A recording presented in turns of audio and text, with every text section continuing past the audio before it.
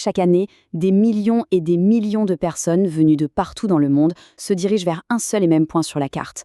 Non, ce n'est pas pour un festival ou une Coupe du Monde, c'est pour un des voyages spirituels les plus profonds qui existent, le Hajj. Pour bien prendre la mesure de ce dont on parle, posons-nous une question qui donne un peu le vertige. Quel est, à votre avis, le plus grand rassemblement humain sur Terre? Eh bien la réponse, c'est le Hajj, un pèlerinage qui est tellement plus qu'un simple voyage. C'est en fait le 5e et dernier pilier de l'islam.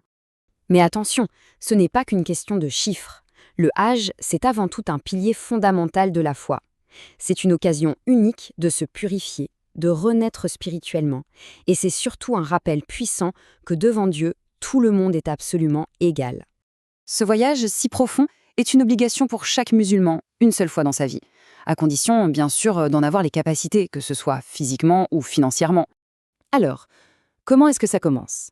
Fait intéressant, le voyage ne débute pas par un premier pas, mais par une véritable transformation intérieure.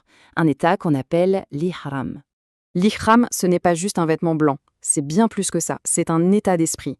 C'est le moment précis où le pèlerin se déconnecte du monde matériel, de ses soucis, pour se consacrer entièrement à Dieu. Et ça, avant même d'arriver sur les lieux saints.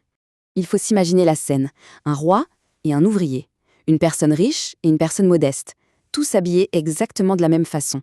Plus de titres, plus de signes de richesse, c'est ça la puissance de l'ihram. Toutes les différences s'effacent pour ne laisser place qu'à l'unité. Et dans cet état de pureté, il y a une prière qui résonne partout, sur toutes les lèvres, la talbiya. C'est le chant des pèlerins, une façon de dire, tous en chœur, « Me voici, ô Dieu, je réponds à ton appel ». Bon, maintenant que cet état de sacralisation est là, on peut plonger au cœur des rites du Hajj. Et on va voir que chaque geste, chaque pas, est rempli de sens et d'histoire. Il y a un chiffre qui revient tout le temps, comme un fil rouge, le chiffre 7. Et le premier grand rite, le tawaf, en est l'exemple parfait. Les pèlerins tournent 7 fois autour de la Kaaba. Cette marche circulaire, elle symbolise l'unité des croyants, qui bougent tous ensemble, en parfaite harmonie, autour d'un seul et même centre. Un peu comme les planètes qui tournent autour du Soleil. Juste après, il y a le saï. C'est une marche rapide entre 2 petites collines.